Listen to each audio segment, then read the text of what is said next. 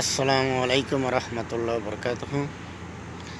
বাংলাদেশকে দুনিয়ার সবচেয়ে ধনী রাষ্ট্র বানাতে চাই এবং শান্তিপূর্ণ সুশৃঙ্খল একটা দেশ, পাপমুক্ত, দুর্নীতিমুক্ত, চাঁদাবাজি সন্ত্রাসী মুক্ত,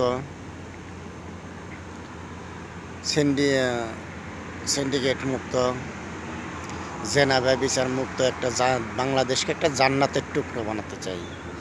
আর এই কাজ করতে আমি 18 কোটি জনগণ, বাংলাদেশের নাগরিক, দুনিয়ায় যে প্রান্তেই আছেন তারা আশা করি আপনারা সাহায্য, সহযোগিতা এবং পরামর্শ দিবেন। যেমন আমাদের পূর্বপুরুষ করেছিল, নিজের জীবন উৎসর্গ করে এই দেশের স্বাধীনতা এনেছিল, তেমনি দেশকে দুর্নীতিমুক্ত, সকল প্রকার অপরাধ মুক্ত, মদ, গাঞ্জা, হিরোইন, যত প্রকার অপরাধ আছে, যত প্রকার দেশটাকে জাহান্নামের টুকরো হয়েছে জেনা ব্যভিচারে ভরে গিয়ে, এসব থেকে দেশকে বাঁচাতে হলে 18 কোটি জনগণকে এগিয়ে আসতে হবে এবং সকলকেই চিন্তা করতে হবে যে আমরা কি করণীয় এখানে।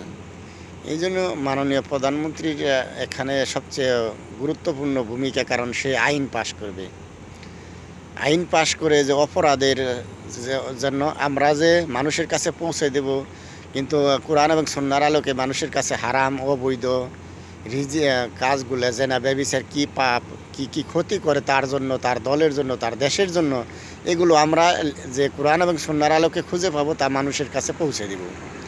আর মাননীয় প্রধানমন্ত্রী শেখ হাসিনার কাজ হচ্ছে অপরাধের যেসব, বাংলাদেশের জমিনে যেসব অপরাধ হচ্ছে সেই অপরাধগুলো আইনে শাস্তির ব্যবস্থা করে, একটা শাস্তি নির্ধারণ করে, যাতে কোনো অপরাধ করলে জেনা ব্যভিচার, দেশের টাকা পাচার, ঘুষ, সিন্ডিকেট, যত প্রকার অপরাধ হচ্ছে, চাঁদাবাজি, সন্ত্রাসী, যা কিছু যেসব অপরাধগুলো বাংলার জমিনে হচ্ছে, ক্রমাগত বেড়েই চলেছে, এর জন্য আইন পাশ করে শাস্তির ব্যবস্থা করা, যাতে এই অপরাধগুলো কমে। কারণ অপরাধ না করলে দেশের উন্নয়ন, কমাতে পারলে দেশের উন্নয়ন সম্ভব না। এই জন্য মাননীয় প্রধানমন্ত্রী শেখ হাসিনার নিকট দাবি যে মানুষ, দুনিয়ার জমিনে